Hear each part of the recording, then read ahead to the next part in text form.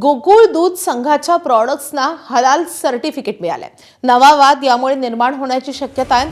हसन मुश्रीफ यांचा मुलगा गोकुळचा अध्यक्ष असताना हे सर्टिफिकेट मिळालेलं आहे। हलाल सर्टिफिकेटची गोकुळला गरजच काय असा सवाल आता उपस्थित होतोय। निवडणुकीच्या तोंडावर हा मुद्दा गाजणार आहे। तूप, लोणी आणि दूध पावडर यांना हे हलाल सर्टिफिकेट घेण्यात आलंय। तर गोकुळ दूध संघाच्या तूप, लोणी आणि दूध पावडर या सगळ्या प्रॉडक्ट्सला हे हलाल सर्टिफिकेट मिळालेलं आहे। विशेष म्हणजे हसन मुश्रीफ यांचा मुलगा सध्या गोकुळचा अध्यक्ष आहे आणि असं असताना आता नवा वाद निर्माण होण्याची शक्यता आहे। निवडणुकीच्या तोंडावर हा मुद्दा गाजू शकतो। हलाल सर्टिफिकेटची गोकुळ सारख्या दूध संघाला गरजच काय असा सवाल उपस्थित होतोय।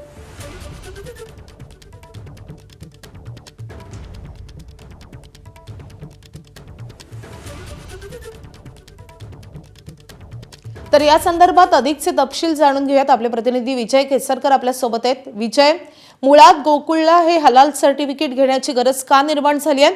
हसन मुश्रीफ यांच्या मुलाची काही प्रतिक्रिया समजू शकली आहे का? माधवी, याबाबत चेअरमन जे हसन मुश्रीफ यांचे चिरंजीव आहेत नवीद मुश्रीफ यांची प्रतिक्रिया समजू शकलेली नाही। मात्र या ठिकाणी गोकुळचे जे प्रोडक्ट आहेत ते सगळे मुस्लिम राष्ट्रांमध्ये जर त्याची विक्री करायची असेल तर हलाल सर्टिफिकेट त्या ठिकाणी लागतं आणि म्हणून हे हलाल सर्टिफिकेट घेतलं गेलेलं आहे अशा पद्धतीची माहिती आहे ती मिळत आहे।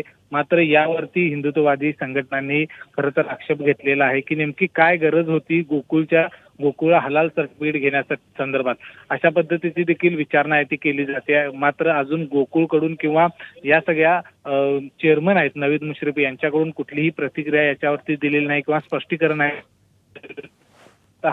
पुन्हा एकदा गोकुळ निवडणुकीच्या तोंडावर गाजण्याची शक्यता आहे ती निर्माण झालेली आहे। माधवी, नक्कीच याचे पडसाद नेमके कसे उमटतात हे पाहणं महत्त्वाचं असणार आहे। विजय, या संदर्भात तुमच्याकडून अपडेट जाणून घेत राहू। सध्या धन्यवाद या सगळ्या सविस्तर माहितीसाठी।